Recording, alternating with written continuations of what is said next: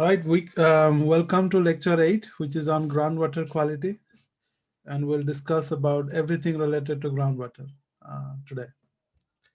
So before we start the topics or what's the objective, a couple of announcements.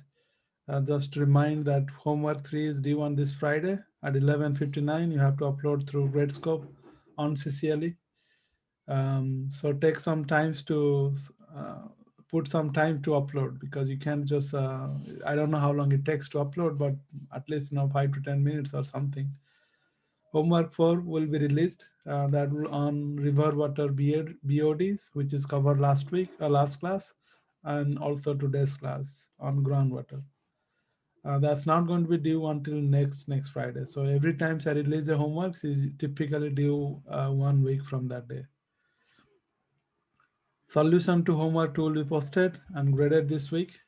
I'm still going through the quiz. It's already graded automatically by CCLE, but I'll see if any specific exception or any other things there. Again, if you have difficulty understanding any questions on quiz, homework, or any materials, you have multiple options to ask those questions. You have TA discussion session 4 times, and also you have office hour for them, so 8 chance a week. You can ask me through CampusWare. I have answer all the questions related to homework 3 that was asked. So please check out those. And again, today's class is on groundwater. So I uploaded the chapter 5 last week, last Monday. So you have those materials. The sections that we are going to cover is 9 to 16 of that chapter 5. That's page 231 to 259. So make sure that you read them if you don't have a good understanding based on the slide content. Um, Again, the midterms will be on week 7. I wanted to emphasize now what we have covered, where we are going to be. So again, this is a roadmap of our syllabus. Week 1, we cover fundamentals of chemistry. Week 2, we covered about mass and energy conservations, which is engineering concept. You learn about a little bit of calculus as well as engineering principle. And week 3, we learn a little bit of biology. And then we get to learn about risk from different types of environment. And if you think of what is environmental engineering, it's all about minimizing the risk that you are exposed to, primarily contaminants. So now from week 4 onward, we are looking for how you can expose to those pollutants. So the week 4 is all about surface water and groundwater, because that's the two different way we can expose to contaminants. We cover surface water, more specifically BOD last class. And today we are going to talk about contaminant exposure from groundwater. And we learn everything about groundwater. And then next week, you learn about how you treat those groundwater once they're contaminated. So that's the drinking water treatments, because most of the drinking water comes from groundwater as well as surface water. You learn how to design those. And so that's up to week 5 will be part of the midterms. And the final exam is not cumulative. So that means everything from week 6 onward will be part of finals. And there we'll learn about wastewater treatment designs. And week 7 we'll have midterms, as well as there is a holiday that week. And then week 8 we'll have a solid and waste management, because so far you discuss about water pollutants. There you will discuss about solid pollutants or hazardous waste, and how do you remediate this. And that's mostly CE164. That's the expansion of the entire class would be CE164. Uh, and then week 9 we'll talk about air pollutions, and week 10 we'll wrap up everything and talk about how we can redesign everything that we learn in a sustainable way. Instead of just removing everything from the environment, we can use those waste and turn into a resource. So that resource recovery will be your week 10. So again, these are all things we are going to plan to cover. And today's learning objective is very specific to groundwater quality. But before that, we'll have a short quiz. That quiz is again optional. It's not graded. This is just for your learning assessment, as well for my learning teaching assessment. And this is something I didn't announce. So but I do expect that you go over all the classes after it is recorded, as well as if you're not in the class. So those quiz questions will be based on what we covered last class. And this will prepare you for the quiz that is coming on week 6. Um, as far as learning objective, everything about groundwaters will learn, mostly groundwater quality, not quantity. That means first thing you got to understand what is groundwater aquifer, because that's where the groundwaters we get from. So you learn the concept of aquifer, and then you learn how much water can be stored in aquifer, and then you learn to calculate how quickly groundwater moves in those aquifer. Because if you want to extract groundwater, that flow rate is important. And also, if you want to recharge groundwater using some kind of technology, you need to understand how fast the groundwater can move. But more importantly, groundwater quality, you will be able to understand and calculate how quickly pollutants move with respect to water. Because pollutant can stick around in soil, so that can slow down. So you will go to calculate that velocity. And at the end, our goal is to build the engineering system to capture those pollutants so that it doesn't get to your drinking water well. So you'll determine how you can create this capture zone by putting wells strategically at different locations. So these are the 5 objectives. You should learn that in this class. If we could not cover until the 5, I'll record it at the end. But I'm pretty sure I'll cover until 1, 2, 3, 4 today. Any question on objective?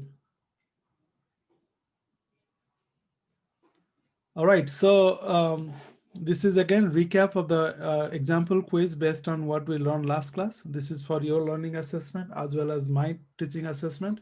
I didn't tell you about this quiz, partly because I want you to just try on your own. But I do expect that you have learned everything that you supposed to as the lectures is over. So what I'm going to do is I'm going to put the poll through uh, through Zoom. But what I do is this poll doesn't have any questions. You read the question from these slides, and you answer using the poll. And you'll have option to choose A, B, or A, B, C, D whenever it is applicable. So read the questions. It's all about Henry constant. What I did is I give you Henry constant of oxygen, which is 769 liters atmosphere divided by mole. And the expression of Henry constant, I say that this is a ratio of dissolved oxygen in water and dissolved oxygen in air. So the ratio is water to air. Is this statement true or false? So I launch the poll. You have few seconds to answer. Again, just by looking at the unit, you should be able to answer that. And if you answer C or D, that means you are not reading the questions. Or if you accidentally answer it, you can reverse it. I don't know whether it allow you to do that. Your option is either A or B. Okay, 73, 70, almost 80 students out of hundreds answer the questions. I will stop after 1 minute. So this is already 43 seconds.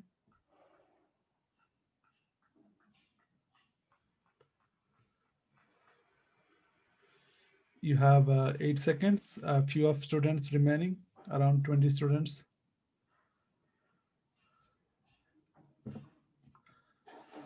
Okay. I end the poll.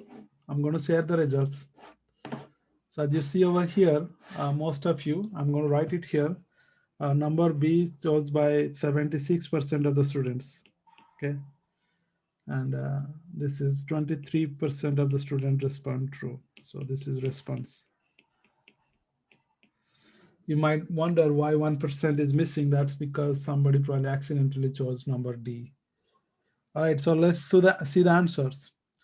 Well, for this kind of question, you just have to see what the unit is. Now, if you see the unit is 7 liter atmosphere per mole. As I said, the trick last time, you have to see whether what's the unit of air. The volume of or the units of air concentration is atmosphere. So that's on the numerator. So that means this is air here. And the moles, you can write the same thing as instead of writing moles liter on the top, you can write this. And this is the unit of concentration of water, concentration of air in water. So the right answer would be this. But I gave you water to air. So that means the correct answer will be this one. Okay. All right, let's try again. The question is BOD ultimate is greater than BOD theoreticals. Is this statement true or false? Again, you have two choice, A or B.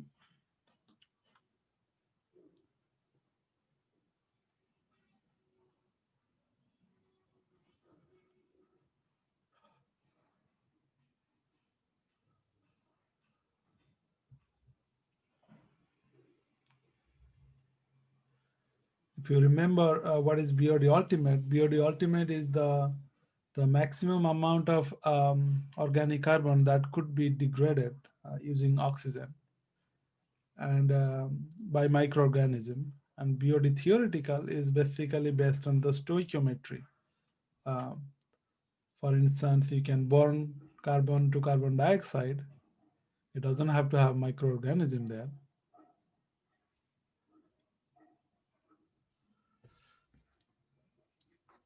All right, you have 5 more seconds to complete 1 minute. Okay, so I'm going to share the results. Again, this is on. Oh, something I made a mistake. I'm sorry. I accidentally closed it and didn't even share the result. Restart it. So can you please vote again?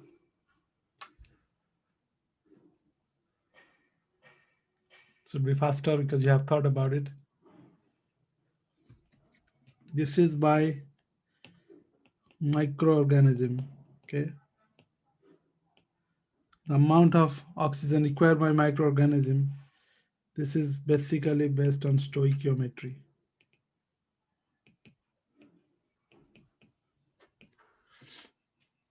Okay, so I'm going to end the poll because we have shared the results.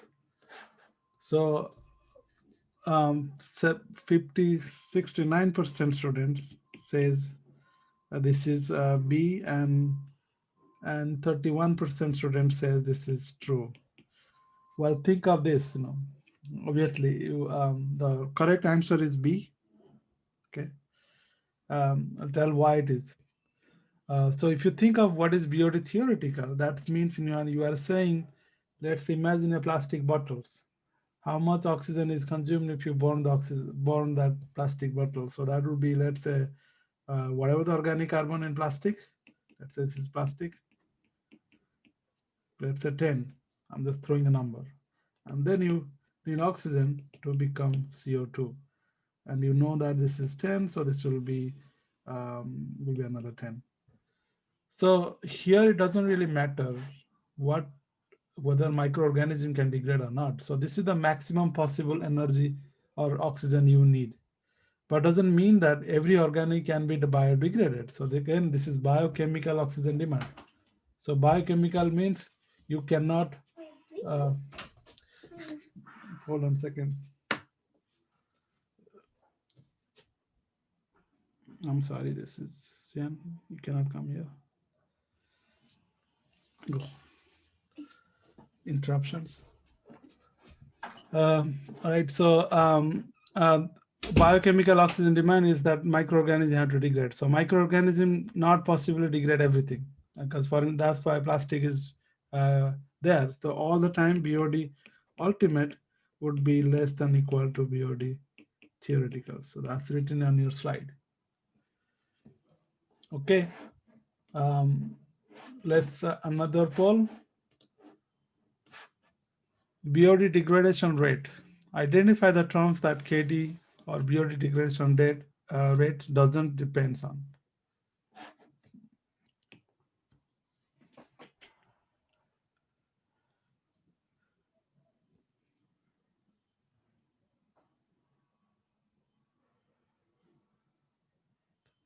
I slightly discussed this one in the previous questions, but you could think of make educated guess.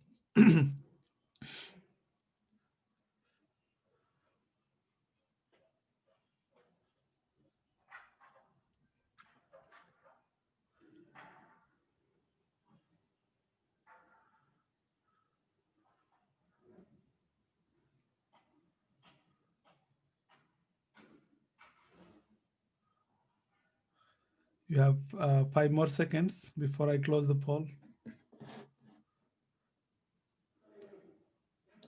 All right. Again, the reason I do it quick is because this is something I expect you to read before, and you'll have chance to again read it. We want to get to the new things today. So, all right. So share the results. As you see, 66% chose number Cs.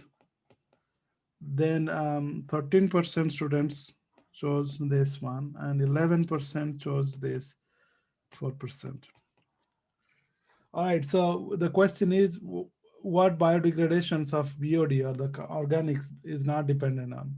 If you think of temperature, if you have higher temperature, bacteria loves it, they are more active, so that means it has to be biodegradation rate KD increases if temperature increases. Organic carbon quality, and you just learned that not all type of organic carbon can be biodegraded.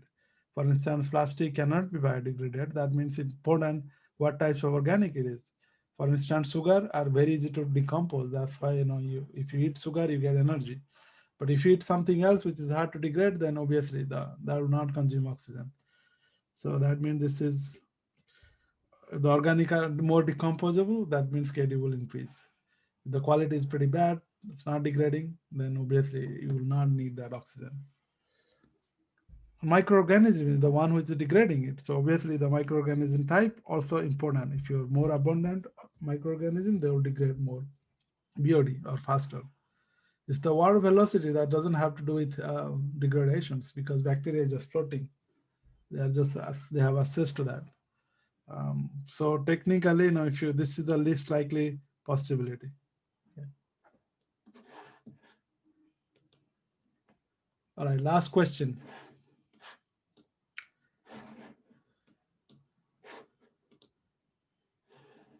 Oh, this is the same question. All right, something is wrong. This is the last question. BOD5. If BOD5 is BOD ultimate, which statement is true? So I gave you the answer, the question here, BOD, this is BOD ultimate. Okay, means the maximum amount of organic present that could be biodegradable.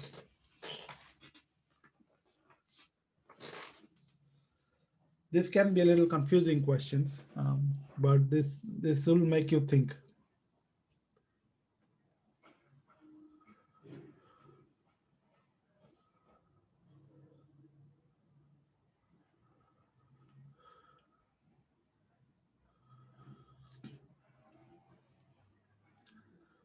Only 33 students respond so far, so I'm going to extend at least another 30 seconds just to give you time to think.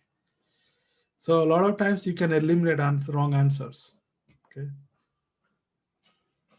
So think of this concept. What is BOD5 means and what is BOD ultimate. BOD5 means how much BOD is consumed in 5 days. Whatever initial pool was there, it is BOD ultimate.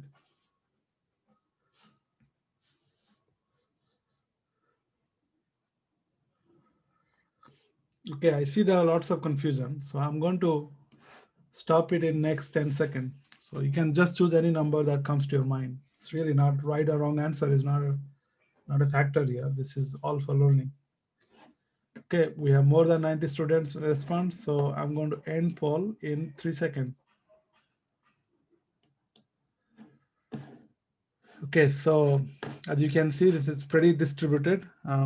As I expected, 35% respond here, 18%, then 32%, and 15%. All right, the correct answer is C. I'll tell you why. think of BOD5. BOD5 means how much BOD is consumed in 5 days. BOD ultimate is how much you have begin with. So you can consume all of them because if you don't have a lot. So there is a rate at which things are degraded. If you do not have enough things, then in 5 days you are already consuming most of them. So there is nothing left to actually continue consuming more. So that's the concept wise. Um, this is number C is the right answer. If the flow rate is low, it doesn't really matter. As I said, uh, the rate doesn't change because of flow rate. Temperature is high, it might increase the rates, but doesn't mean that you will consume all of them. It all depends on how much BOD you begin with. Because if you have really a lot amount, so no matter how much high rate it is, it will always have some amount remaining. So that two answers sometimes can be confusing, but obviously this is the C is the right answer. Okay, so that's all for the quiz. This will give you an idea of what we should be learning. You should see those, read those chapters, try to work out the examples, because this will help you for your quiz that is coming on week 6. Okay, so now let's get to this groundwater quality. So what's the real world applications? Think of this way: every 4 person who drinks water, I mean everybody drinks water, but every 4 person in the world is drinking water coming from groundwater. So 40% of our drinking water comes from groundwater. So that's why it's very important to protect that groundwater. It has been depleting for over many years because of overuse. At the same time, many of the groundwater become unusable because of pollutants. So this is just one example. So I'm going to play this news just to show that what kind of news you'll see when you see this. Let me news share. I'm going to play it on. Let's see where is the. Okay. If you click this one, this will open up. So I'm going to play that. Now to this other story that we've been following here at CBS this morning. People living near some air bases are expressing concerns after the EPA detected toxic chemicals that may have seeped into local drinking water. Chemicals known as PFCs are in things like some nonstick pans, stain-free carpets, and cleaning supplies. Well, they have also been a main component of firefighting foam used at military bases and airports, and they are associated with health problems like cancer and low birth weight. Barry Peterson is at Peterson Air Force Base in Colorado Springs with the residents' concerns. Barry, good morning. Good morning, Nora. Well, here at Peterson Air Force Base, they know the contamination from this foam has seeped into the water supply, and they're working with the communities to clean that water up. But for people who've lived here for years, who have been drinking that water for years, there's real fear that there's something dangerous in their bodies. Do you ever think, like, there's danger right down here, like down right there where the water is under the ground? It's always in the back of my mind of what's lurking down there. For 25 years, Dan Cruz delivered mail here and drank the water. Then came cancer, thyroid, prostate, testicular. He says never before seen in his family. I'm the only one that's been diagnosed with cancer. Not once, not twice, but 3 times. People on my route, cancer has come upon them, and sometimes it's stage 4. The cause could be firefighting foam used since the 1970s at Air Force bases and airports across the country. Something meant to save lives that may have harmed them instead. The foam contains highly fluorinated chemicals known as PFCs. It is suspected of causing some cancers in underweight births. I like how quiet it is. Micah Ulam has lived near Peterson Air Force Base for a quarter century in a town where the foam has contaminated the water. She almost died several times. Sadie was born premature, weighing a mere 1 pound, 6 ounces. She spent 94 days in the neonatal intensive care unit. That's the first time I got to hold her. Sadie is one of 3 children born to Micah. 4 other pregnancies ended in miscarriage or death. With what you know now, do you think any of this has to do with the potential effects of what's in the water? Possibly, yeah. Why? because if you continue to pump poison into your body, something has to respond. Peterson is one of the 190 Air Force bases where PFCs may have leached into the ground and surrounding areas. One study based on EPA's test results show as many as 6 million people may be exposed nationwide to PFCs in their drinking water at higher levels than the EPA now deems safe.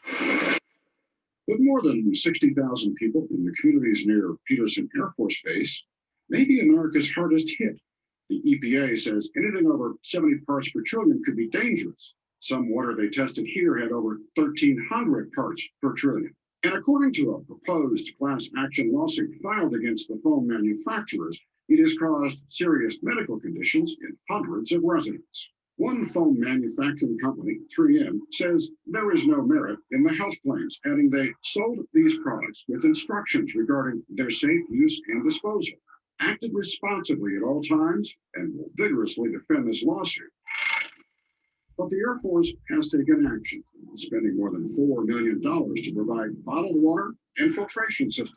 Air Force firefighters now train with water. And for real fires, it uses a different fluorinated foam, still containing another type of PFCs, but believed to be safer. But some of those who have studied the new foam say the Air Force may have traded one evil for another. Arlene Bloom is a researcher at the University of California, Berkeley. Our chemical regulation system makes us all guinea pigs because chemicals are. All right, I stopped the video because you got this idea of how groundwater pollutants can actually cause long-term health effects and how we can prevent that process. So now let me get back to the slides so that we can discuss about those processes. So in that particular examples that I showed, you saw that the groundwater is extremely polluted with PFAS, and those PFAS are originated from Air Force base, which is several miles from where drinking water wells are. So the question is how these contaminants migrate from that one location to 10 or 15 miles away from the sites, and that's what we are going to learn today. And if you want to know about the news, something close to home, this is in Orange County.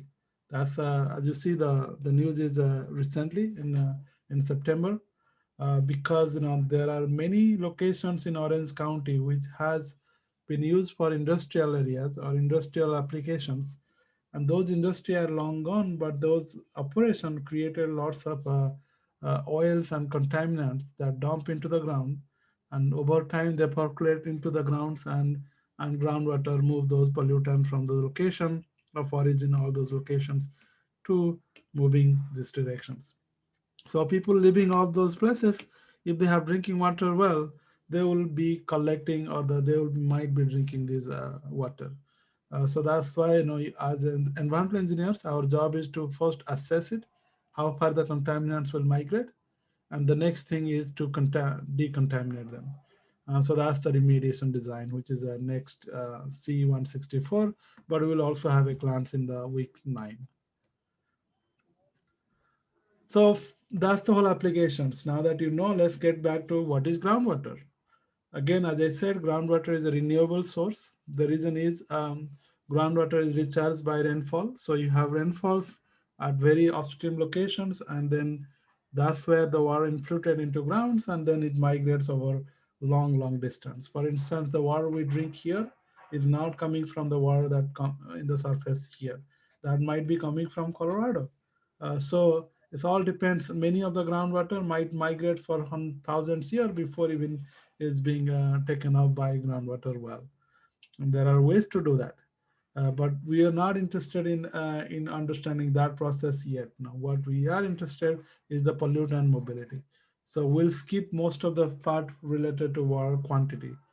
Again, just to show that very small fraction of total water is groundwater, just 1.7% of total water is a fresh water, and then you have no, I'm sorry, this is 30% of entire water is fresh water, and then very small fraction of that is groundwater. And those groundwater is trapped. Not everything inside groundwater is accessible because they are stuck inside the pores. So we learn how to extract what fraction is extractable. So before that, where groundwaters are? Well, they're all below the surface we are standing, but they not just because if you dig a little bit hole here, you may not find a groundwater.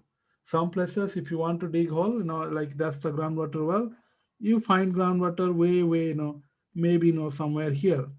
But some other location, you might have to dig deeper before you find it. So basically, groundwater is water inside the saturated zone.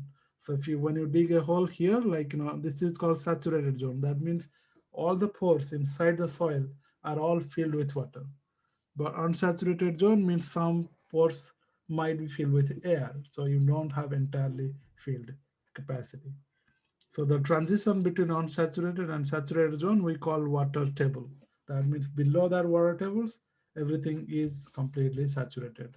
And during that transition layer, we call capillary fringe because there is a water infiltrate or water can rise above that groundwater table because of capillary actions.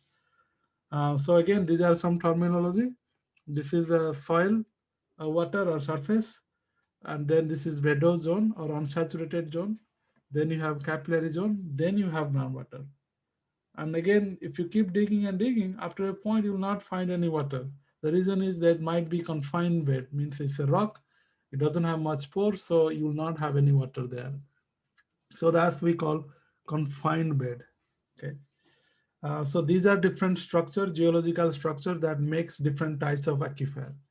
And so if you think of how many types of aquifer, there are two types of aquifer. One is unconfined, another is confined. Again, this is self-explanatory. If you see in this picture, you see these are impermeable layer. That means water cannot transport across the layer. So that means any water trapped inside those are confined. So that's why we call this is confined aquifer. That means both above, top, and bottom, there is a confining layer. Whereas unconfined aquifer, which is on the top here, this is unconfined, you have at least one section, one portion is blocked, which is typically the bottom portion. And the top surface can rise and fall based on how much water recharge from surface. So this is called unconfined aquifer. Again, so that anytime I show you, you will be able to answer those questions. And what's the advantage of confined aquifer? Well, confined aquifer, you receive water from the upstream like here, because there is no way the water that comes here will get into that confined aquifer. That means they will be protected from any types of pollutants, because anything happen on the surface, those pollutants will not migrate through that confining layers. So that's the advantage. But there is also disadvantage.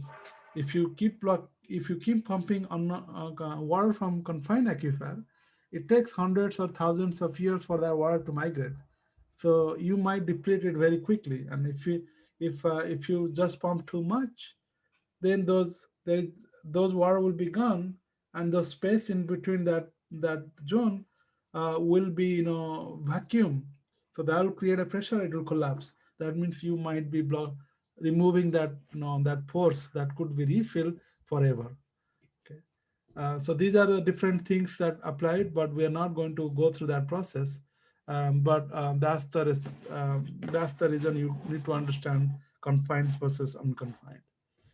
So now we have let me see, we have a quiz questions, and I also see the chat window. So let me see, what does it to all it means? Okay, so I know I noticed that one.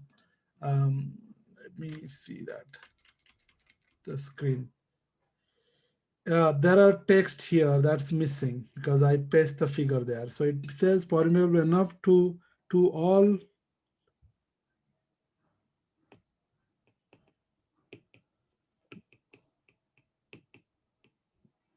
pass through it. Okay. So basically, you are saying this is permeable enough for water to move. Okay. If it's not able to move, then it's not a groundwater aquifer. Let me see my screen. I lost my screen.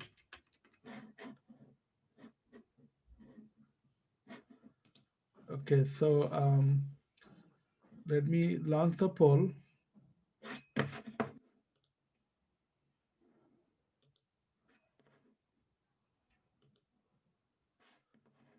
So the question, as you see on your screen,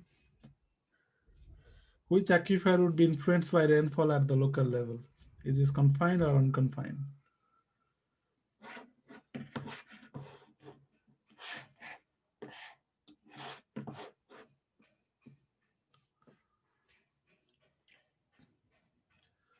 By just looking at the pictures, you'll be able to just explain it, where the pollution will most likely.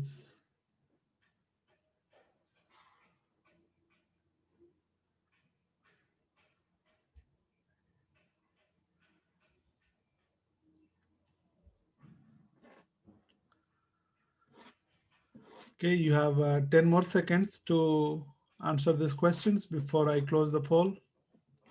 Again, you can answer any questions. There is no right or wrong answer for now. You will learn. So whatever comes to your mind, answer that. And you can also write on the chat window why you thought certain answers more than the other, because you might have the similar confusion during exam. All right, I'm going to end the poll and share the results. If you see, 85% people answered these questions, 15% these questions. Any volunteers, if you wanted to explain, because this is going to help the class, if you tell why you decide one versus another. I figured it couldn't be the confined aquifer because it has that like layer that's protecting it from anything above it. So it had to be the unconfined. So when it rains, just gonna like, I guess you could say, just kind of soak into the land and then just go all the way to the bottom. Yeah, Victor, that's the exact same logic that we discussed, that why pollutant cannot migrate, because pollutant has to move with water. So you're right. So this location, the confined layer, is going to protect it from moving from top to infiltrate from here to here. Okay, so there is no infiltrations. Any volunteers for the one? So the would influence by. So this is the answer. Correct answer is B. If it's not clear yet. Any wrong way of thinking it? Because that's important to also know. What happens to the artesian well and the flowing artesian well? Okay, that might be also a part of confusion. Why people thought, okay, I can inject water here, and that might also influence it. Well, let me tell why that doesn't work. You can always inject water when the heads are lower, so you cannot move water from low height to high height unless you apply energy. If you pour water, it's always moved from the top to bottom.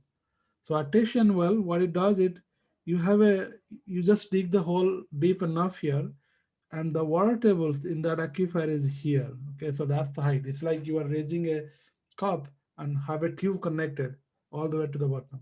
So that water tables or the heights will always be consistent all over entire time. So this is the reason that says this is the ground water tables for, or imaginary water tables for confined aquifer. So that means anytime you have a opening there, the water will come out. Okay, so this is water is coming out from here, not inside. And that's the reason you might see a stream on a mountain. You might say, why the on top of mountain water is coming from? Well, the groundwater is at that level, at that locations. Okay. So when it says artesian, it means that it's going up. The water is going No, up. it means it is coming from a confined aquifer. Okay. Because it's only when your surface is below the water table, then you'll see water coming out. For instance, here artesian well, water is not coming out because the table is below the surface. That's why you not see that. Okay. So that's why big pump, big tube well that's dig into like hundreds or thousands of feet, you might see those were not from the unconfined aquifer, those are from long distance. Okay, so we learned the concept of what is aquifer. Any questions? What happened on the recharge area? So recharge area is means, you know, the surface. Every time you have a rainfall, okay, that means all the water that stay in the surface can infiltrate into ground. Those everything that the surface will be recharge area, means, you know, things can move in because of natural infiltration to unsaturated zone.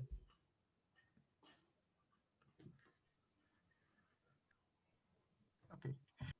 Okay, so now question is, we know what is groundwater aquifer, but how much water we have? That's the, how do we calculate that? Because that's one of the objective. How much water you can store in aquifer? Well, think of this way. When you think of soil, soil doesn't store water. It's the space between the soil grain that store water. So if you think of, you know, this is the soil grain, the water is usually in the in between. Okay, so this is water and this is soil grain. So that means if I take a small space here, I say what is the amount of water, you will just have to calculate the void space in between that soil. So that means amount of space in the, as a void is the amount of water you can store. So that's why we define porosity. Porosity means how porous that soil is. So the expression for porosity is volume of void by volume of total volume of the soil, including the voids. So this is a solid or soil, and this is the void space. That's the total volume. So think of, you know, you have a let's say football. You say how much void it is. You measure the entire volume, and then you also subtract the volume of the solid itself to get the void space. And so just because you have lots of void doesn't mean that water that inside the void can be drained out. For instance, think of this way: if you fill the water bottles, take a Coke water bottles and fill with sand, and then you fill with water. Everything that water that can stay inside is the porosity.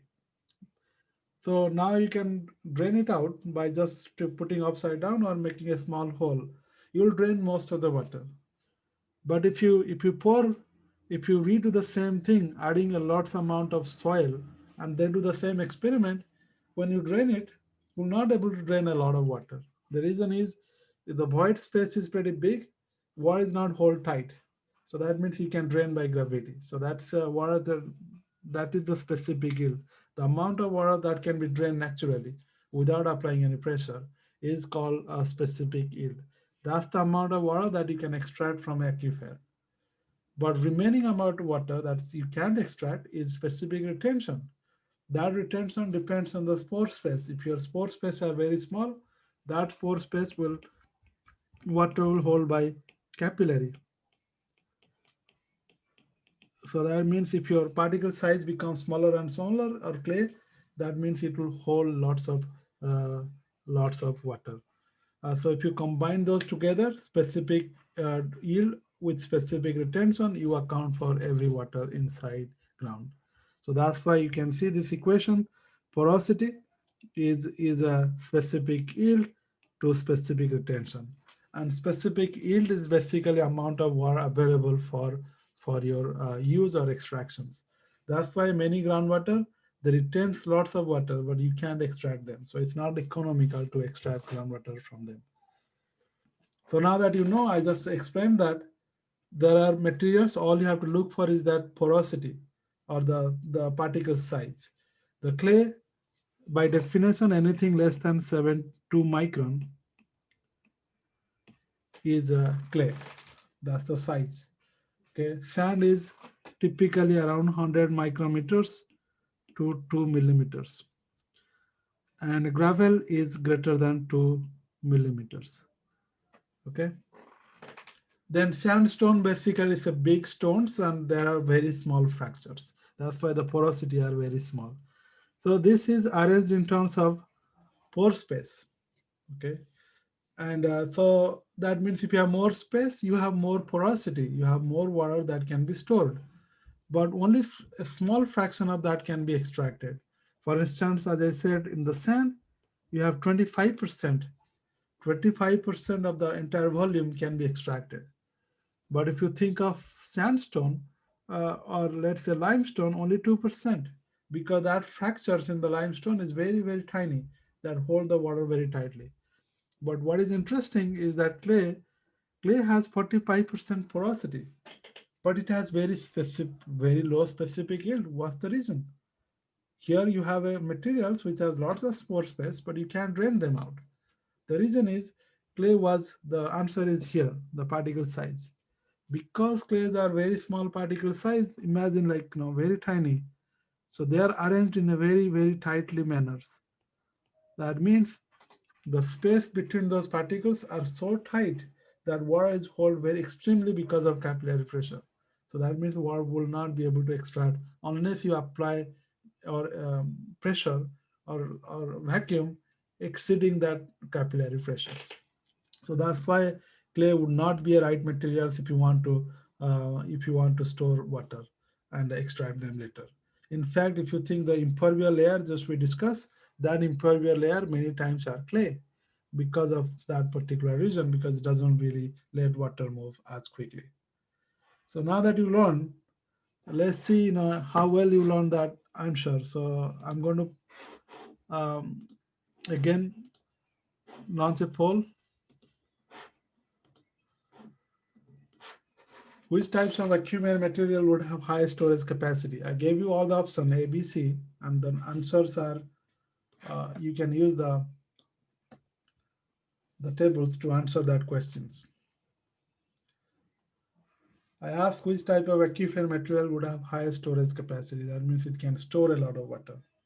I didn't talk about extractions. I didn't talk about anything else.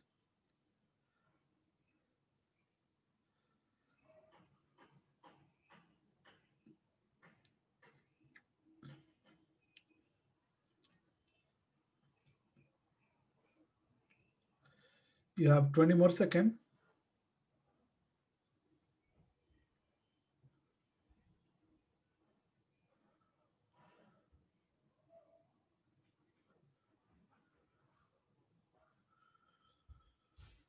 All right, I'm going to close in a few seconds. Okay. Ending the poll now. And I'm going to share the results. As you see, 77% answer this question, 5% answer these questions, or they thought this is the answers. So we have majority thinking of A or D. Okay, so let's discuss that. Any volunteer for A? Why you guys chose the answer A?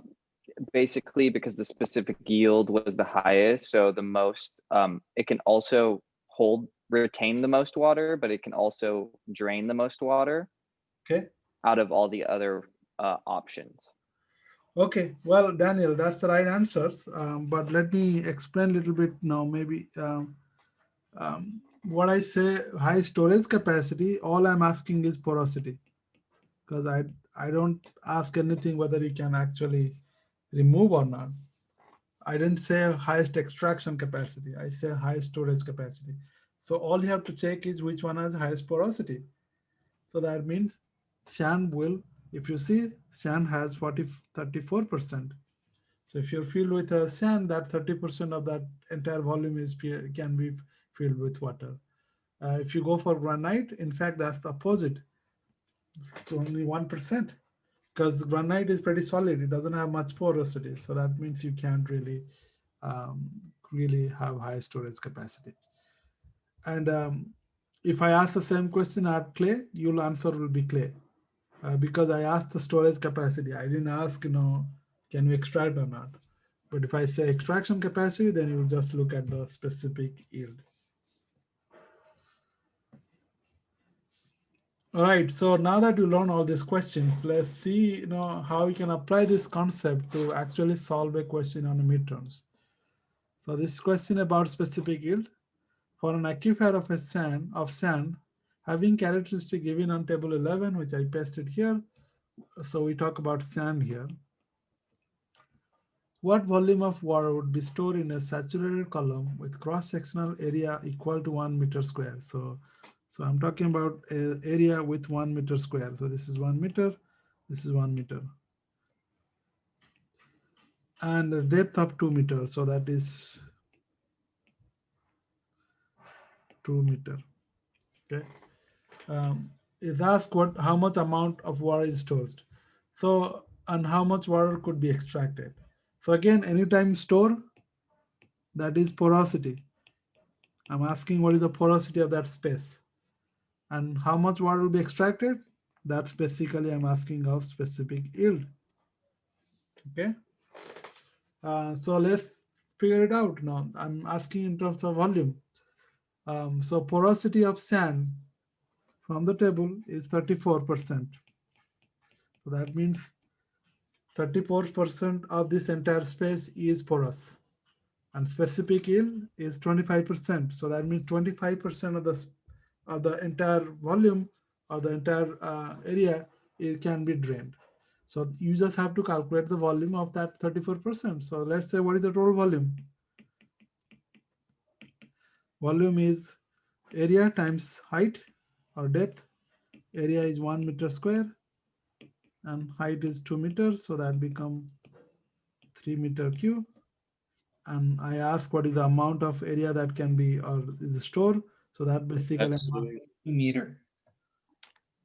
I think it'd be 2 meters. yeah, the height, this is 2 meter, right? So wouldn't 1 times 2 be 2? Oh, you're right.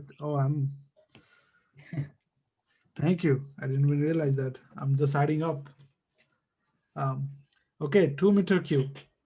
So that means I failed the quiz right now if I were the person taking the class. So 2 meter cube. So that's the roll volume, and we only 34% are porous. So that means the amount of volume that can be stored is 34%, which is 0.34 times 2 meter cube. So the answer would be 86. Is this correct? Look like. Okay. And how much amount can be extracted? Again, same thing. You have 25%. So that's 25 divided by 100. So that would be 0.25 times 2 meter cube. So that will be 0.5 meter cube. Okay. So that's a simple quiz question. So now you learn how to calculate the storage. That's one of the objectives. Now let's begin to the point where we know how quickly water can move. So this is more about mobility of water or groundwater flow. So if you think of what drives the groundwater flow, is the same thing that why water moves from one surface to another place. Think of if you pour water on your table, all will spill over the floor. The reason is always move from high top surface to low surface. And that surface, the height is a head, or we call hydraulic head. So in this context, inside groundwater, water also move from higher elevations to lower elevations, and that elevations with reference to a specific, some arbitrary points way below, we call datum plane. That's just so that it's easier to calculate. You can decide, datum at any place. Typically, we decide below that confining layer. That way, you can account for everything. So all you have to look for is the height of the water tables. If you dig an entire well, this height will be the height of the water tables. From that atom point is the hydraulic head. And so that's the pressure that water experience from that locations. So the water always move from the top to bottoms, higher elevation to lower elevations in water table. So that's why now the driving force we call hydraulic gradients, means change in head. Head is again the height of water inside the well with reference to any datum, which is here. So the head is always going to be from the water table to all the way to the bottom. All the way to bottom, arbitrary lines, that's parallel to the to you can write that now. If you think of earth surface, it has to be all same height. Okay. So this is not parallel to the surface because surface can have a slope. Okay, it's always that's why it's a datum. That means what you are saying is this location and this location, water doesn't experience any pressure.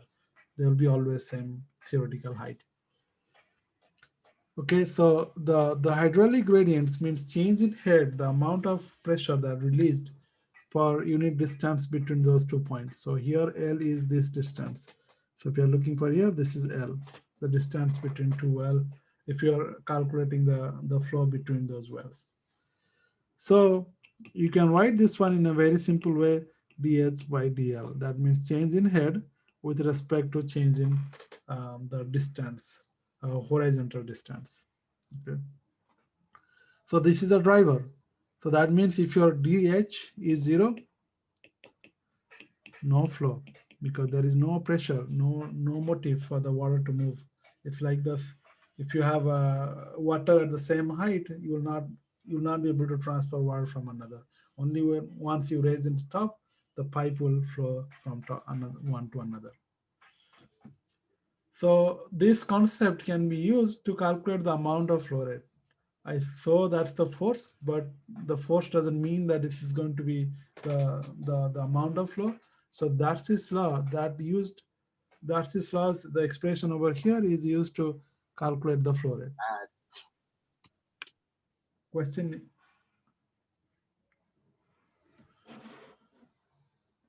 Okay, so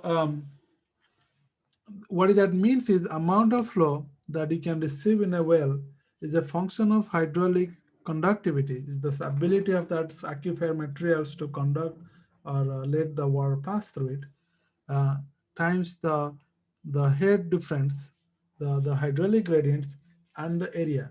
The idea here is that if this is your groundwater well and you are trying to calculate how much water can enter here, is basically I'm saying is the area. So that area is here, the amount of space where water can flow through, and the hydraulic head, that's the force that's coming, delta H by delta L. So this is L, this is delta L. So this is water table. And the soil properties. This is the soil property. Because if your soil is made up of clay, you will not have ability for water to move through the surface. So that's basically Darcy's law. So K is the property of soil as well as water. So this is again give you the K is usually predetermined. So this is given to you. This is gallon per day per square feet. That's the hydraulic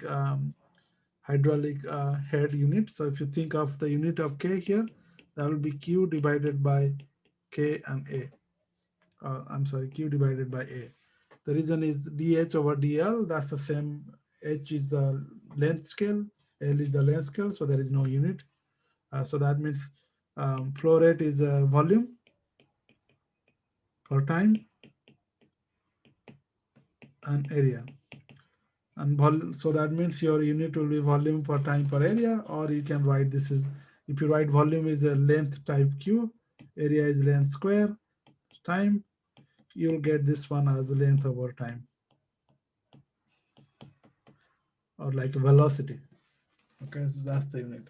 So that's, you see, this is written as velocity unit, and this is written as a volume per area. So you can use either of them based on how the question is set up. On that question, the change of hydraulic head, the question at the bottom where you put K, that's when we're assuming that there's no change. So on the right bottom part. which Which one you are asking about? I can, is this here? Yeah, that one's assuming that there's no change in the gradient in hydraulic head, right? No, all I'm doing is this is a unit calculations. So yes, there is dH by L, but I'm Oh, calculating just the unit. So unit of dH is same as unit of L, so they cancel out. okay, okay, okay. So I'm not really calculating K. I'm calculating just the unit of K. Okay. So you can write dH is L, dL is L, so they cancel out. So it doesn't really change the unit. Okay. Or you can say that dH over dL is dimensionless. This is dimensionless analysis. Okay, so now hydraulic conductivity, as I say, is a function of soil. The clay doesn't have high hydraulic conductivity, whereas sand has high hydraulic conductivity. That's the reason if you pour a glass of water on a beach sand, everything will infiltrate. But if you pour that on a clay surface, on a forest floor, you will not have that water infiltrate into ground as quickly. So that K is a function of intrinsic hydraulic conductivity, which is the soil properties. It's like a particle size, all that factors that influence that. And then also it depends on the water properties. So this is viscosity, and this is specific gravity or density times acceleration due to gravity. So that's the water. So let's think of why this is the case. If you, the hydraulic conductivity of a viscous liquid, if it is high viscosity, it will move slowly because it will stick, the friction will be higher. That's the reason this is a dynamic viscosity. So this is K divided by, I don't know exactly what's the term for dynamic viscosity. I'm just going to write dynamic viscosity. So what that means is if your water is highly viscous, and it can happen if you add lots of salt, it'll move slowly because there are lots of friction in it. Again, this is depends on size or pore size. If your pore size is small, the hydraulic conductivity will decreases. So if you increase in pore size, will increase K. Okay. It's not porosity, pore size, because clay has a high porosity, but it doesn't mean that the pore size are big. Chemically, again, this is all about viscosity. If the viscosity increases, K will decreases because there will be more frictions. Biological, that's something that we don't discuss in this class, is basically clogging. If you have lots of biological organism grow in a pore, that will decrease the porosity. So if your biofilm will grow, it decrease the pore size will decrease. That means your K will increase. Okay. So these are the some concept you should at least think of for you to answer the questions related to quiz. So I'm just going to put that. Okay, so let's see how well you answer these questions. The question is, which types of aquifer materials should allow water to move faster? That should be straightforward. Because all I'm asking is which has more, where the velocity is higher. You have your number is given here on the table. Sand, just look at the number. Silt. Okay, ignore this one because I didn't tell you this one. It's not written here. So ignore this one because I didn't give you the materials. But just know that the size of silt is smaller than sand, but greater than clay. So it will the hydraulic conductivity within those two range.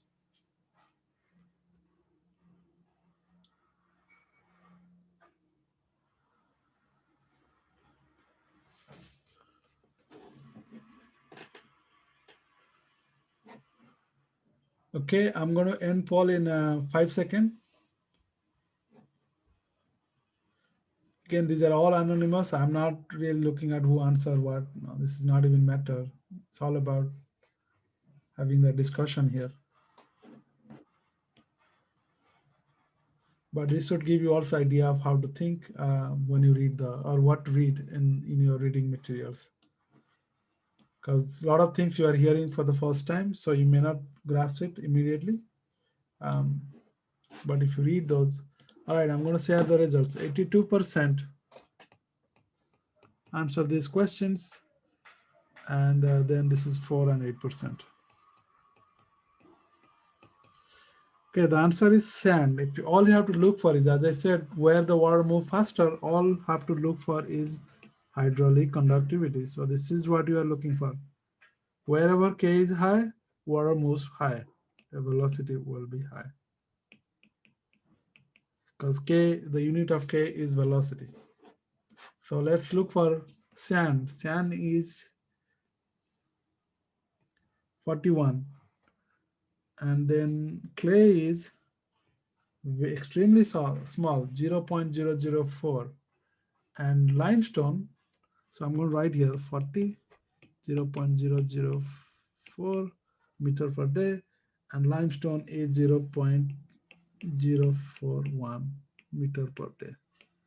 So it just says that which one will move faster. It is moving in sand, it is moving 40 meters per day. So that means it's moving much faster than other. Okay, so now that you learned the quiz, let's solve an example question, something that will come in midterms. A confined aquifer of 20 meters thick has two monitoring wells spaced 500 meters apart. That's the picture shows. This is monitoring well, monitoring two. Okay, that's the 500 meter apart, and the thickness of aquifer is 20 meters. So this is here. Okay, or I'm going to write as D. The difference in water levels in well is 2 meters. So that's the difference in head. DH is 2 meters. And the difference between those two well, or I'll say DL, the distance between those two is 500 meters. So that means all I'm giving you is the hydraulic gradients. So hydraulic gradients will be DH over DL is 2 by 500. So that would be 0.04.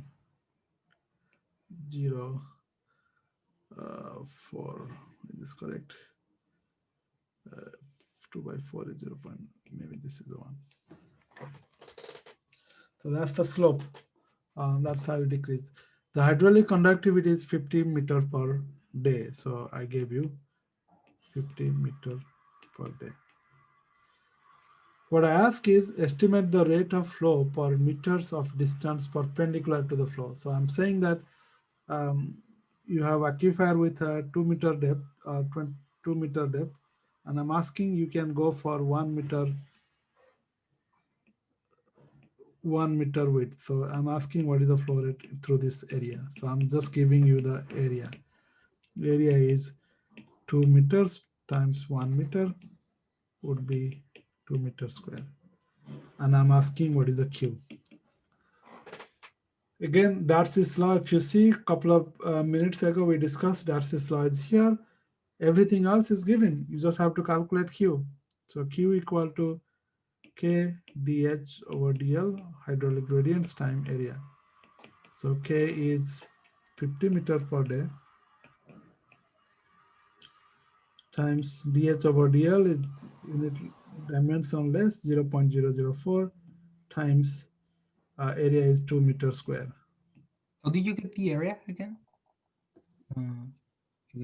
So again, how did you get the area again from the? How did I get the area? Yeah. Okay, so the water is moving here. Okay, so that means you have to look for a cross-sectional area of that aquifer. So if you cut that surface here, the depth is 2 meters. But what is the perpendicular to the plane of sides? That's given here per meter. So that means this one is 1 meter.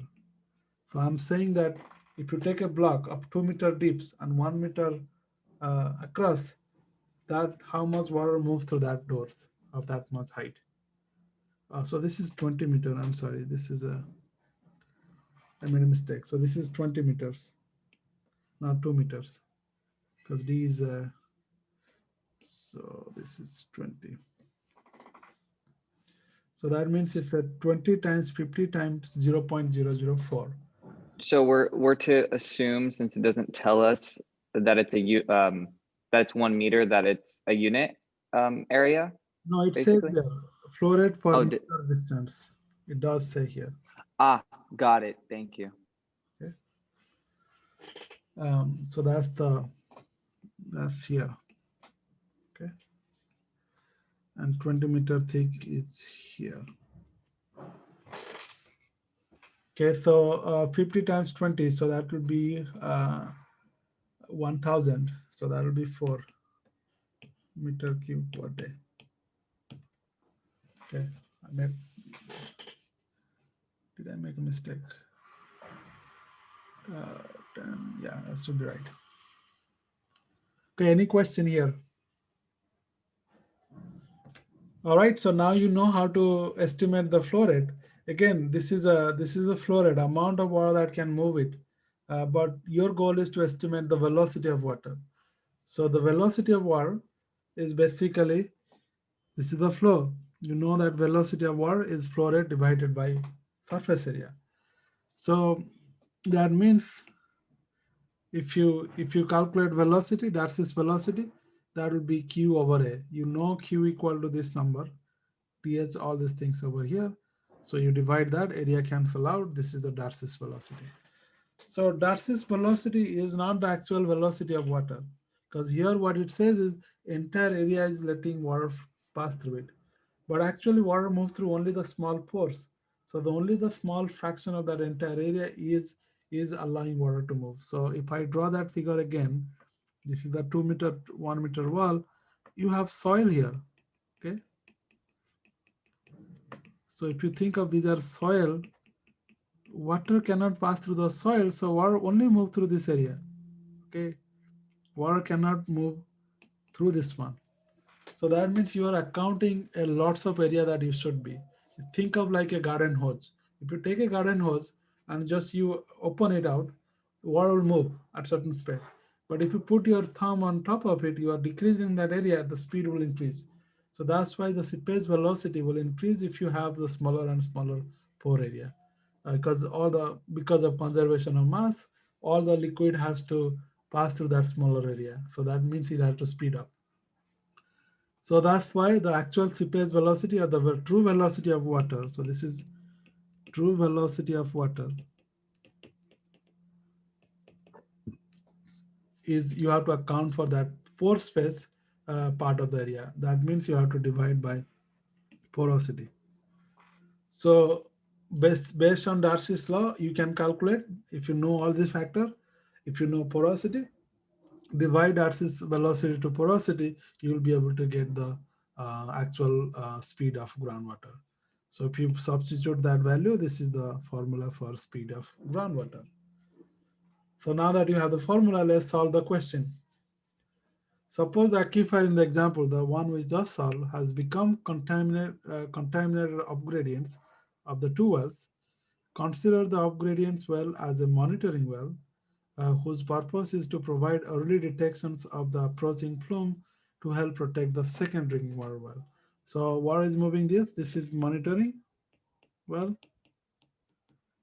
for early detections, and this is your actual groundwater well where you or drinking water. You don't want drinking water well. So you want to know how long it takes for that. Once you find the pollutant here, you will be warning those people who are using their drinking water wells ahead of time, how long before you have it, before you can start use it. So how long after the monitoring well is contaminated would expect drinking water? So I ask you the time. So how long means I ask you the time. Okay, after you detect in the monitoring well. Make the following three assumptions. Ignore dispersion, diffusion of the plume. So it means it doesn't spread out because if it spread out, it slow down. Assume the plume moves at the same speed as the groundwater. So that means it's conservative. It's not sticking with soil. Ignore pulling effect of drinking water well. So you are not really pumping. You are not, because of pumping, you are not accelerating the velocity. And the porosity is 35%. So this is the porosity or porosity. Okay, so I asked you the time. So time of water move from here to here, that 500 distance is distance. So you know velocity is distance over time. Okay, that means if you know that you want to calculate time, you just have to if you have to know the distance divided by velocity of water. So distance between the monitoring wells and drinking water well is 500 meters. And now you have to calculate the velocity. The velocity of water, as I said, this is the velocity is here, K by porosity time dH by dl. So this will be 500 meter. K is we given 50 meters per day times dH. dH is the height that decrease. So this is 2 meters here. dH divided by L is 500 meters. And you have also a porosity term, which is a 0.35. So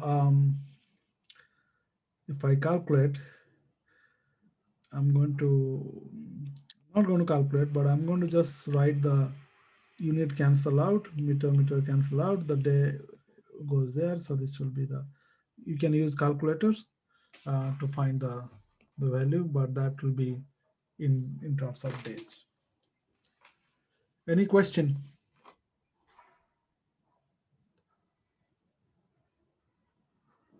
Okay, so now you achieve the second objective, how to calculate the velocity of groundwater.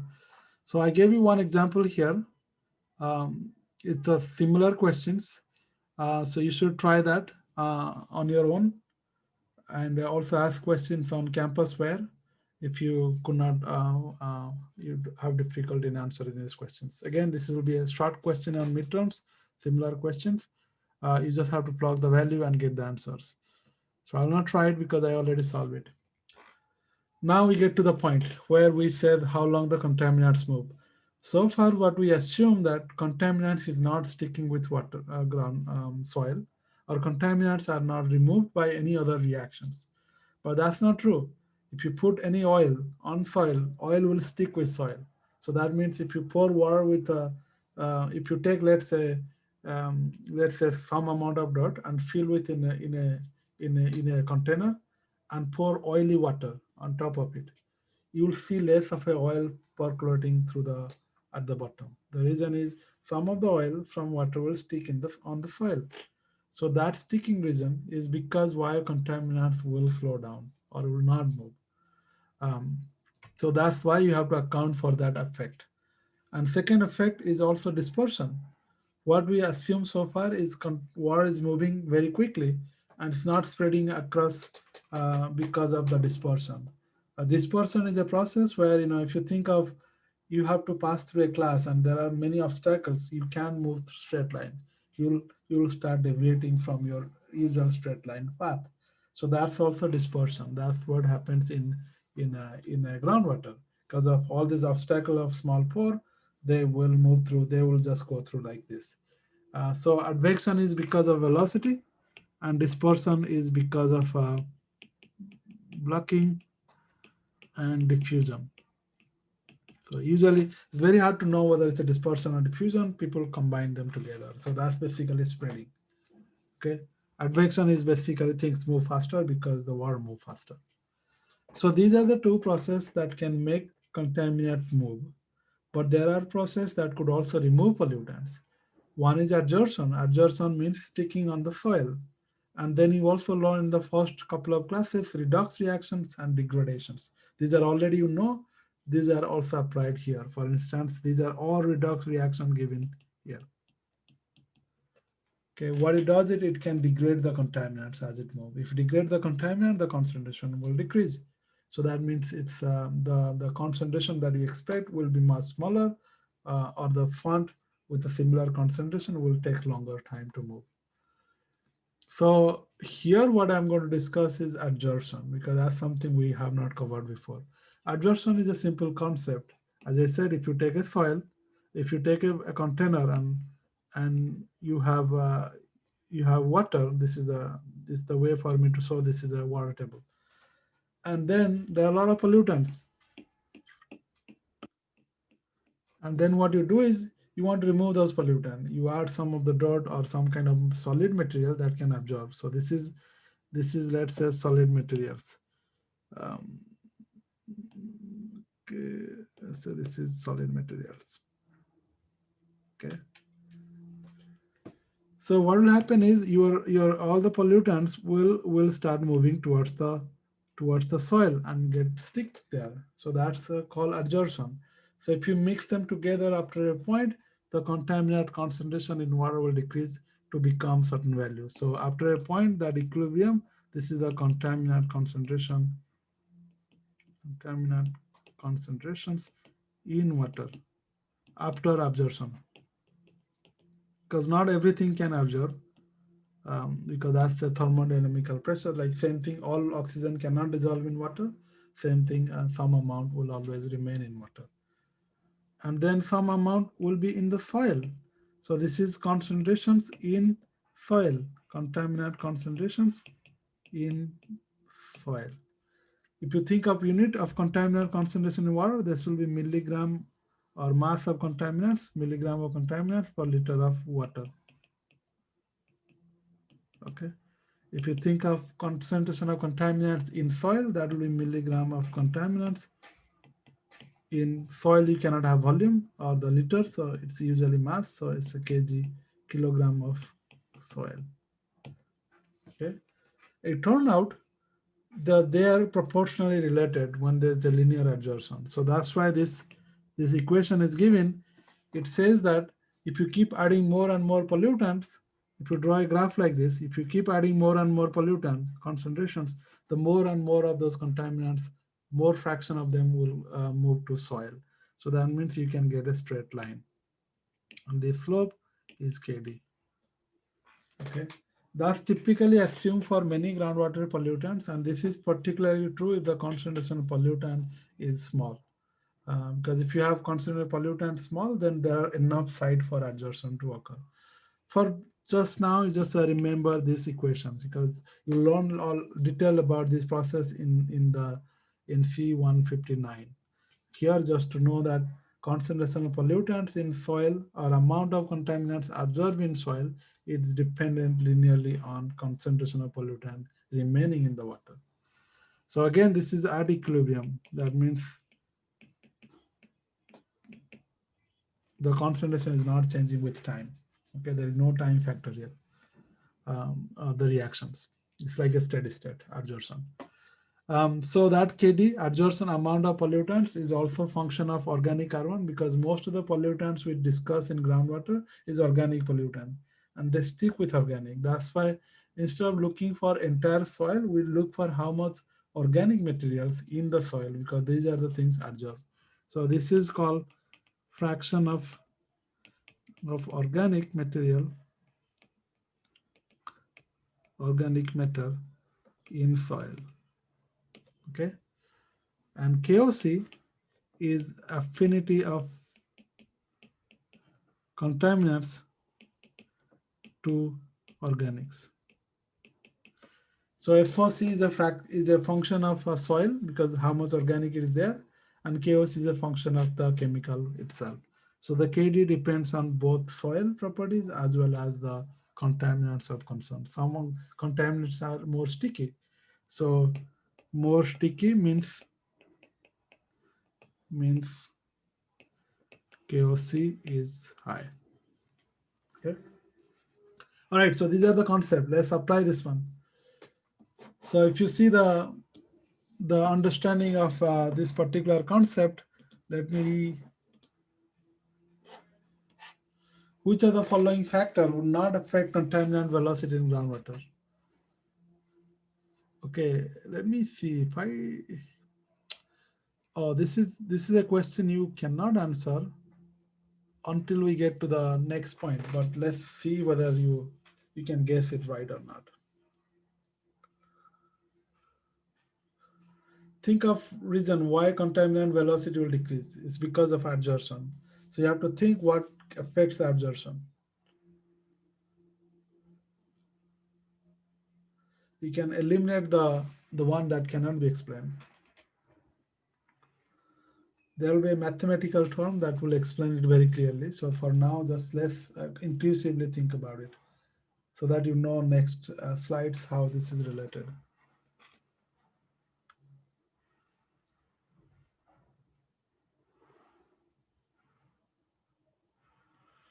Okay, let me close it in 10 seconds.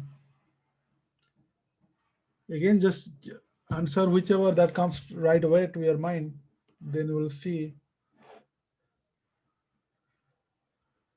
Okay, 81% student voted, so I'm going to close it and poll and share the result.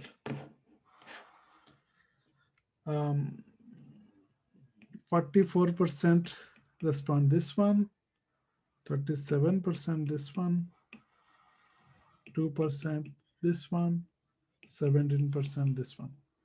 Okay, think of what doesn't affect contaminant velocity. Well, contaminant velocity depends on how sticky the pollutant, how much is stick on the soil. So sticking on soil means slowing down contaminant velocity. Okay, so that means you have to looking for what makes the sticking more efficient.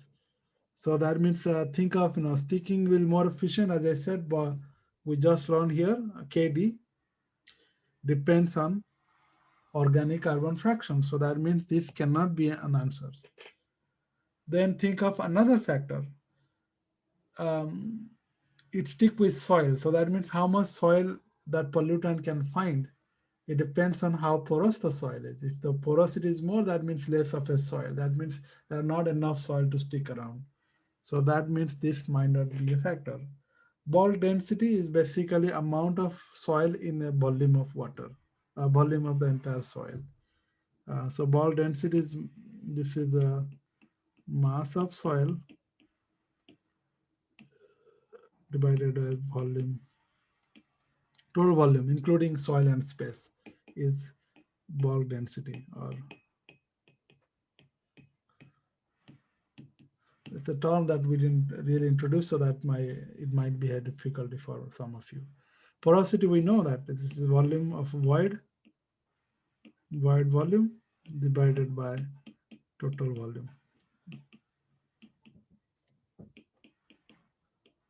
is porosity. Okay, as you see, if the porosity is more, the contaminants will not find the wall because it is too porous, it will not find the soil. So that means the contaminant will be affected if the porosity increases. The porosity decreases, contaminant velocity will decrease because it will stick around. Same thing for wall density. So let's see how mathematically that is relevant. Could you state again why the organic carbon fraction is relevant there? All right, so the organic carbon makes the soil more sticky, okay?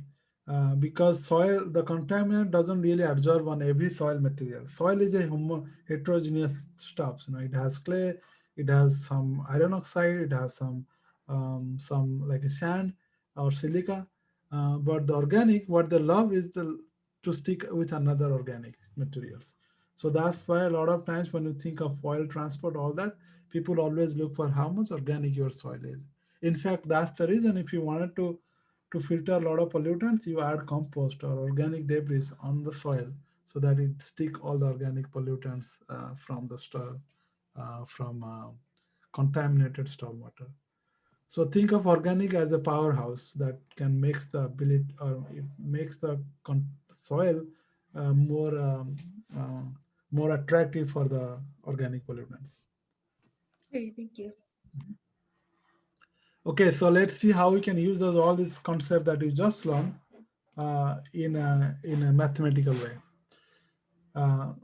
So this is the Dr. Monsi, yes. what was the answer to the previous line? Oh, I'm sorry. This I didn't get it. Good point, Daniel. This is groundwater depth. Because if you change groundwater depth, it's nothing to do with as far as the everything property remain constant, it should be okay. Okay. So this is a process of elimination. So the answer is D. But this is something you guess without even knowing the concept. So now we are going to the actual concept, or mathematically derive that functions. So we know mass balance equations. So amount of what we are looking for is amount of pollutant change in the system. This is a system. If you take a block of soil, rate of change in concentration is dc. C is the concentrations over time. dt is a function of amount of pollutants that moving in the system and also leaving the system. The difference in coming as advections and then also leaving the system is that constant that so dc by dt is the amount that comes into the system because of velocity, plus amount of pollutant can diffuse into the system because of dispersion. So that's the dispersion term. So this is dispersion, this is advections. Notice that there is a negative sign in the advection term. If you see over here, there is a negative sign here, minus b. The reason is, if you think of what happens, the velocity is moving these directions. Okay, velocity is dx over dt. Okay, so as the x increases or the time increases, x also increases. But if you think of the concentrations, concentration actually, as the s increases, well, from left to right, concentration actually decreases. Higher contaminants move from high concentration to low concentrations. Okay, so the sign of dc and dx is opposite. That's why there is a negative sign here. All it's saying is that contaminants move from high concentration to low concentrations. So that's the reason there is a negative sign here.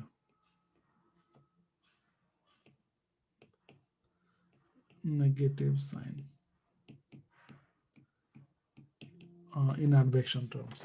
But bottom line, this is the mass balance equation if you have to look for contaminants movement without adsorption. But if you do have adsorption, then you have to account for another term, which is dc by dt. That's the contaminants in the system plus contaminant concentration in the soil itself, because some of the contaminants will also adsorb on the soil. So ds by dt is concentration of contaminant in the soil that inside the block. And I'm not going to go details, but that's the one is based on how much amount of, as I said, dc s is kdc. So that means you can substitute s equal to kd. So that means there will be kd c by dc by dt. But that's not the only thing, because here you are assuming that how much soil is there inside that block. Entire soil is not there inside. So ball density you have to multiply to account for that factor. How much? The idea here is that if you have a compacted soil, it will have more soil to adsorb to. So that's why you multiply ball density.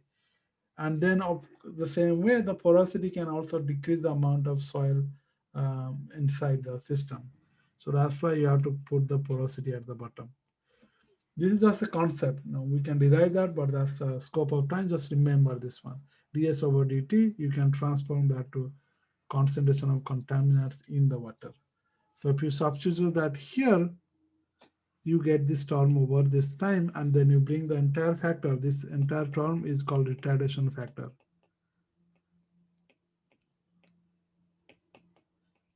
Let's see why this is called retardation factor.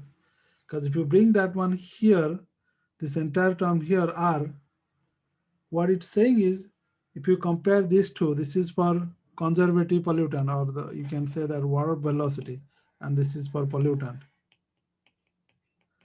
this is the velocity term for water, and this is the velocity term for the contaminants. So what you are saying is the velocity of contaminant is velocity of water divided by the retardation factor. So that's why we are called here. Velocity of pollutant is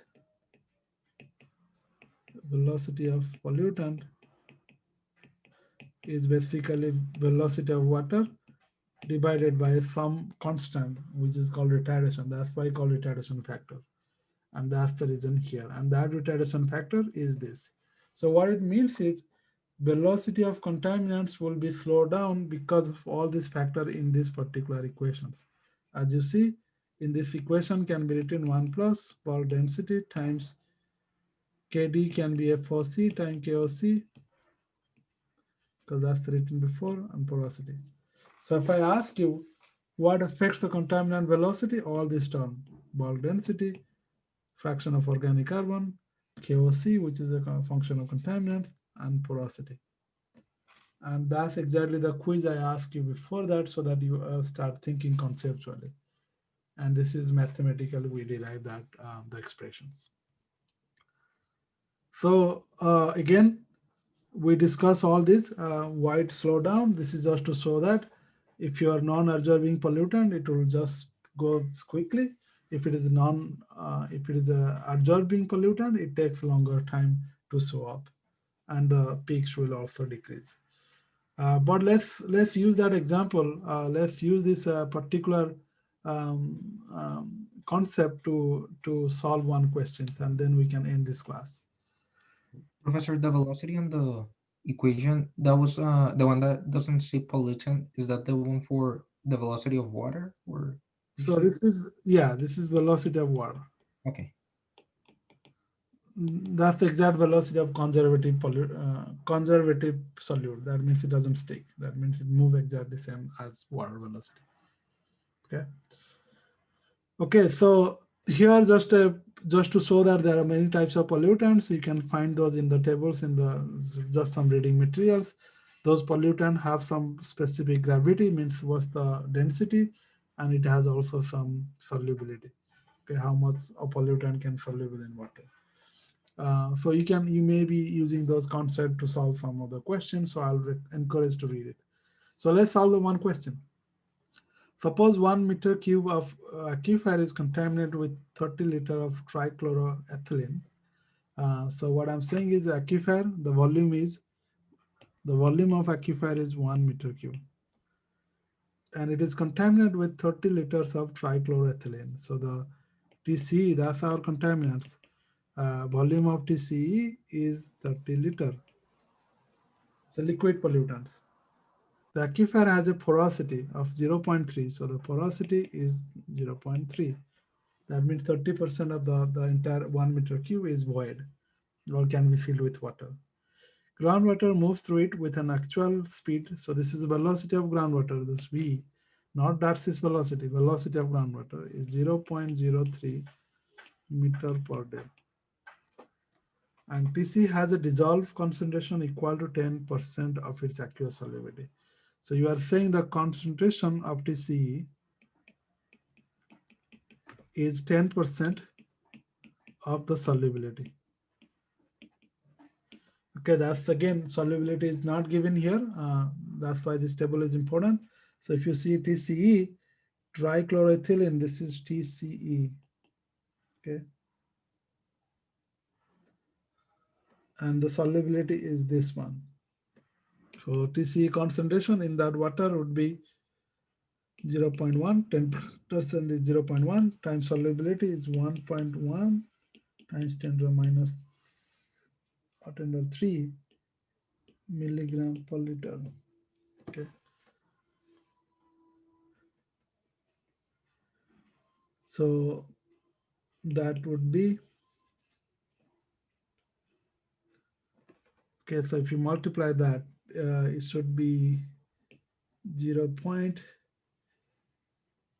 So this will be 100, that will be 100 times 1.1, so it will be 1.10.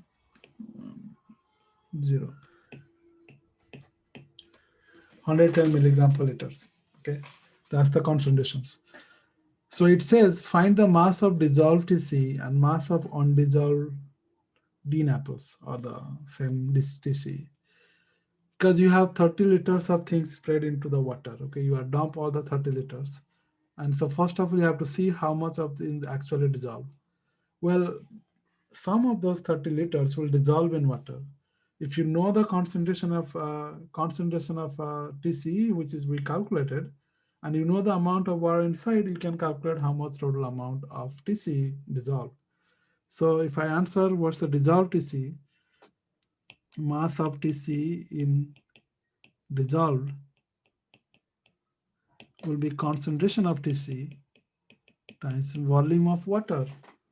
So that's the, and so what is the volume of water? Concentration we know. Volume of water is basically porosity times the space that we are concerned about. So the porosity times the volume of, this is water. This is the total volume. So that would be 110 milligram per liter time porosity, which is 0.3 times the total volume. It says 1 meter cube. Here is a trouble. You have to answer in terms of mass, milligram, but you have liter here, you have meter cube here. So that means you have to convert one of those to another unit. You know that 1 meter cube is 1000 liter. So if you put that value, you will get that answer. So meter cube cancel, liter cancel. So that answer will be some in form of milligram of TC. That is in dissolved phase. And then you have the next question is how much is undissolved green apples? Undissolved will be basically remaining amount. So you know the 30 liter, the total amount MTCE total is 30 liter. Okay. But what is the 30 liter means in terms of mass? You need a specific gravity. So you know that from this specific gravity here, what it means is 1.5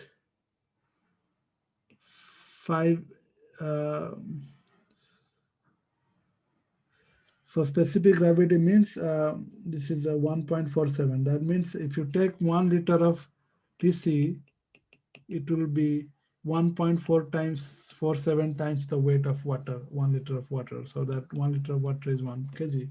So 1 liter of TC is 1.47 kilograms. So if you put that one here, 1 liter TC is 1.747 kilogram. Then you have to change kilogram to milligram. So that will be 1 kilogram is 10 to the 6 milligram. So then you can get the total value in milligram. Okay. So once you know the total amount of mass, you already calculate how much is actually dissolved. You subtract them, you get the undissolved one. So undissolved means M totals minus M dissolved. Okay. Now question is how much time for TC to be removed from the system. So for that to calculate, you have to actually calculate how much you are emptying out in that space. So if you think of this is 1 meter cube of space, and you are always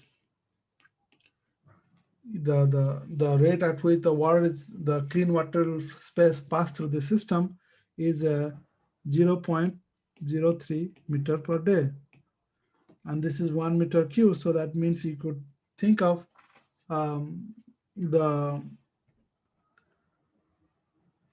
amount of water that can pass through here. This is 1 meter square because 1 meter, all that block. So that means the amount of water that can empty from the system or replace from the system is velocity times area, which is 0.03 meter per day times 1 meter square. So that would be 0.03 meter cube per day. So that means you are saying you can replace 0.03 meter cube of water from that cube per day. And what's the total volume? Then if you divide those replacement rate, you will find how much days it takes for that to be replaced. So the time would be, don't have space here, so I'm just going to write here time. It would be total volume divided by amount of volume you can replace or the flow that can pass through the system. So that will be 1 meter cube divided by 0.03 meters cube per day. So 1 over 0.03 would be, if you do that 100, so that will be 33 something like 33.3 days. Okay. So this is purely mass balance. This is nothing with transport equations. Oh, I have space before. Again, that's in the class today. I just want to mention a couple of things here before we go on. This is the examples from past midterm questions.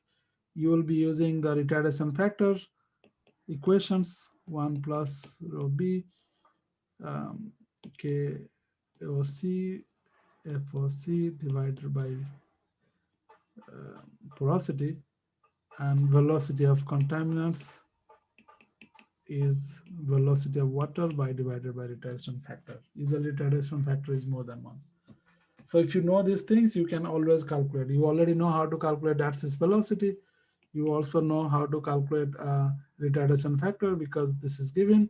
You also know the contaminant transport time based on the velocity of contaminants, because time is distance divided by velocity. So we already solved piece by piece, so you should be able to solve this question. So try this one. And the only thing that we could not cover today is, as I predicted, the how much of contaminants you can capture. So what I'm going to say is I'm going to record this one. It will be 10-minute video maximum. It's basically, if you have a pumping well, things will move here all the way here, and then you can capture those pollutants. So your goal is to put the well here. The groundwater is moving this direction. Let's say it's moving this directions. You can put a well here and pump water like this, so that all the contaminants will be captured. So how do you decide that? How to determine that? That's basically equations. And I'll show you how to derive this equation using concept of mass balance for both confined and unconfined. And all you have to do is just use this equation to solve for those answers. So it's here, it's a plugging the value and getting the answer. So it will not take long. You already know the concept. There is nothing new here. This is a special case of mass balance applications that you already know how to do it. So I'll just show that again for that.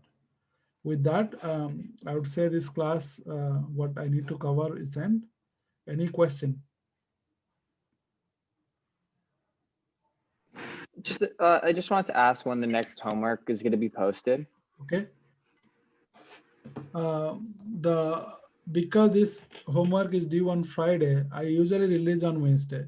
So I will be releasing today, but it's not going to be due until next Friday. So you'll have 10 days, 10 or 11 days to work on it. Awesome, thank you. I have a question. Are the homeworks graded? Homeworks will be graded, but this is graded based on the grade scope, right? So what TA does, they go through each questions just to see if the grade scores capture the solutions or not. But Okay. Yes. Because I went to check my grades for homework 1 and then there is nothing. I don't know if it's only me or if it's normal. No, it's because all of you get 100% because that's all about trying first time. Okay. But we are still going to give you comments back. Okay. I had some difficulty. That's why TAs are working on it. All right. Thank you. And I also see some question. Is there any questions that was not answered from the chat window? Can you explain how you solve for the mass of dissolved TC? Okay, so the mass of dissolved TC is because of the, dissolve, anything about mass is concentration times volume. you know the concentration based on the solubility. The volume, you just have to use the porosity to calculate the volume of water inside it. So you multiply those, that's again same thing we learned before, it's just you are applying another cases. I'll give you another examples on the slide so that you should try that. And these questions are already in the book. It's not like I'm solving new things. There will be example question. Why the volume of water and not the volume of TCE? That's a good point. So the point is, the moment you add some amount of TCE, doesn't it change the volume of water? Well, the amount of TCE add is very, very small. If you see, this is like 110 milligram of per liter. If you think of what's the weight of water is 1 kilogram. So 110 milligram is very small compared to 1 kilogram. So you can assume that adding TCE is not changing the volume of that concentration of TCE is not changing the volume of water.